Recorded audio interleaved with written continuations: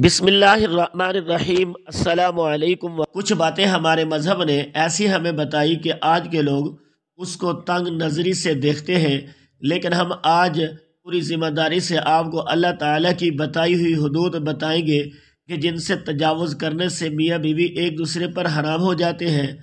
آپ کو پورا حق ہے کہ آپ پوری ویڈیو کو دیکھ کر ان باتوں کو جان لیں اور بے بنا خیال رکھیں۔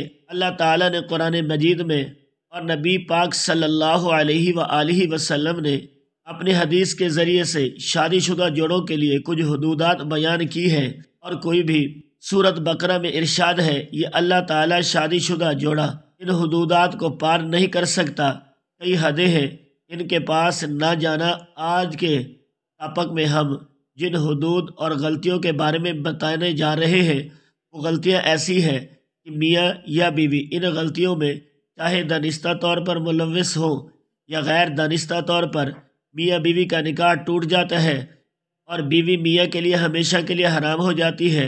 اس لیے ان غلطیوں اور حدودات کے بارے میں جاننا ہر شادی شدہ جوڑوں کے لیے لازم ہے، تاکہ وہ اپنے آپ کو ایسی غلطیوں اور گناہوں سے دور رکھ سکیں، تاکہ ان کی زندگی میں ایسی پیچیدگی کی نوبت نہ آنے پائے۔ یہ غلطیاں اور گناہ کون کون سے ہیں، اس بارے میں اب ہم مکمل تفصیل بیان کرتے ہیں۔ نکاح ٹوٹنے کے سبب سب سے پہلی وجہ اسلام میں جو بیان کی گئی ہے وہ موت ہے۔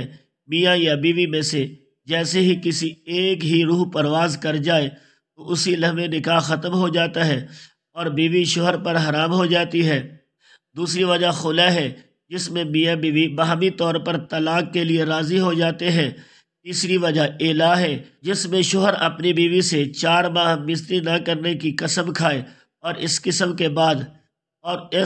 کے بعد واقعی 4 مہینے ہم بستری نہ کرے تو نکاح ٹوٹ جاتا ہے۔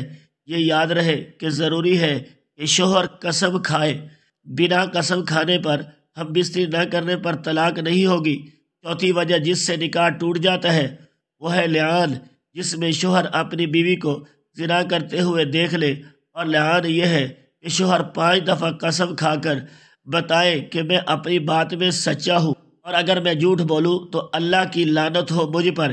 اس طرح اگر شوہر 4 سال سے زیادہ عرصے سے غائب ہو جائے تو قاضی اس کی بیوی کو نکاح سے آزاد کر سکتا ہے۔ زوجین میں سے اگر کوئی بھی دین اسلام سے منحرف ہو جائے تو تب بھی نکاح ٹوٹ جاتا ہے۔ اس طرح اگر معتبر ذرائع یہ پتہ چل جائے اگر معتبر ذرائع سے یہ پتہ چل جائے کہ میاں بیوی دونوں آپس میں رضاعی بہن بھائی ہیں تو قاضی دونوں میں لازمی تفریق کروا دے۔ یہ یاد رہے کہ اللہ تعالیٰ نے رشتوں کی حدود قائم کی ہے اور رشتوں کا آپس میں تقدس بیان کیا ہے۔ اللہ تعالیٰ نے اس انسان کے لیے مختلف رشتے بنائے ہیں، خون کے رشتے، دودھ کے رشتے، نکاح کے رشتے، سسرال کے رشتے، اور ہر ایک رشتے کی حدود اپنی مقرر فرمائی ہے۔ کوئی رشتے محرم قرار دیے گئے ہیں اور کوئی غیر محرم، اور مسلمانوں کے لیے قرآن میں یہ تعلیمات سکھائی گئی ہے کہ کیسی زندگی بسر کرنی ہے، اس رشتے کے ساتھ کیا سلوک کرنا ہے اور کیسا سلوک کرنا ہے۔ ہر رشتے کے اپنے اپنے حقوق مختص کر دیے گئے ہیں اور ان کی حدود بھی بتائی گئی ہے۔ چلے بات کو نکاح کے بعد کے رشتوں میں وہ حدود بتاتے ہیں جن میں انتہائی احتیاط کی ضرورت ہے۔ اگر ان رشتوں میں ذرا برابر بھی بے احتیاطی کی گئی تو بیوی اپنے شوہر کے لیے ہمیشہ کے لیے حرام ہو جاتی ہے۔ یعنی ایسا ہونے سے میاں بیوی کا نکاح ٹوٹ جاتا ہے۔ جب بیٹا 7 سال سے اوپر کا ہو جائے تو چاہیے وہ کہ ماں کے ساتھ نہ سوئے، اور اسی طرح بیٹی جب 7 سال سے اوپر کی ہو جائے وہ اپنے باپ کے ساتھ نہ سوئے۔ یہ شرعی حکم ہے، اس لیے اس کی پابندی بہت ضروری ہے۔ شریعت نے یہ احکام اس لیے نافذ کیے ہیں کہ اگر ان احکام کی پاسداری نہ کی گئی اس کا نتیجہ بڑا خطرناک ہے۔ اسی طرح جب بیٹی 9 سال کی ہو جائے تو باپ کو چاہیے کہ اسے پیار کرنے میں احتیاط کریں۔ باپ کو چاہیے کہ اگر وہ پیار کرتا ہے تو چاہے تو صرف بیٹی کے سر پر ہاتھ پھیرے، بوسہ لینا ہے تو وہ بھی سر پر بوسہ لے۔ اسی طرح باپ کو چاہیے کہ وہ اپنے جسم سے دور رکھے۔ اگر یہ احتیاط نہ برتی گئی اور کہیں باپ نے بیٹی کو ایسا پیار کر لیا کہ باپ کی شہوت یا بیٹی کی شہوت ابھر گئی تو اسی صورت میں اس شخص کے لیے اپنی بیوی یعنی اس کی بیٹی کی ماں ہمیشہ کے لیے حرام ہو جائے گی اور اس کا نکاح ٹوٹ جائے گا۔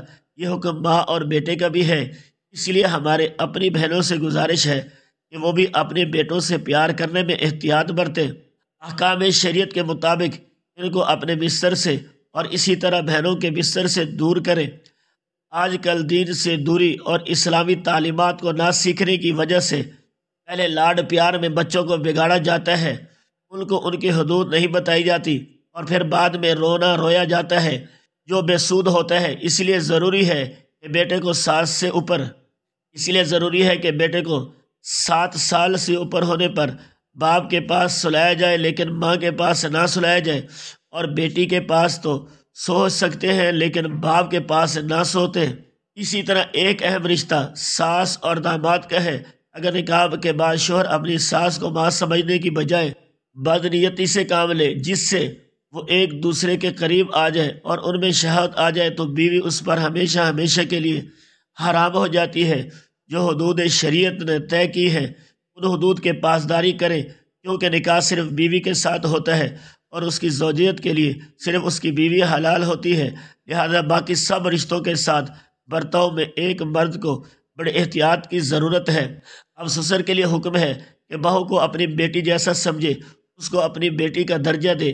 اب جس کو دین کی سمجھ ہوگی اور شریعت کی سمجھ ہوگی وہ ان رشتوں کے جو فاصلے طے ہیں ان کی پاسداری کرے گا، لیکن جو شرعی حصول سے ناواقف ہوگا وہ ان کی پاسداری نہیں کر پائے گا۔ اسی طرح اگر سسر اور بہو میں شہوت کا رشتہ قائم ہو جائے تو تب بھی نکاح ٹوٹ جاتا ہے۔ آج کل کے رشتوں میں پہلے ہی بے تکلفیاں اختیار کی جاتی ہیں، اور جن بے تکلفیوں کو برا نہیں جانا جاتا، جو بعد میں اس حد تک چلے جاتے ہیں کہ لوگ اپنا نکاح ہی توڑوا بیٹھتے ہیں۔ خدا را شریعت کو سیکھیے اور اس پر عمل پیرا ہو جائیے تاکہ ہمارے رشتے پاک رہ سکیں اور ہمارے گھروں میں مذکورہ بالا صورتحال بھی پیدا نہ ہو۔ سب سے بہتر راستہ یہ ہے کہ کبھی بھی 2 مخالف ہم جنسوں کو اکیلے بیٹھنے کا موقع نہ دیا جائے، کیونکہ ان میں تیسرا شیطان ہوتا ہے جو کہ کسی بھی پاک رشتے کو ختم کرا سکتا ہے۔ اے اللہ پاک ہمیں شیطان کے وسوسے سے دور رکھنا اور ہمیں اور ہمارے رشتوں میں پاک دامنی عطا فرمانا۔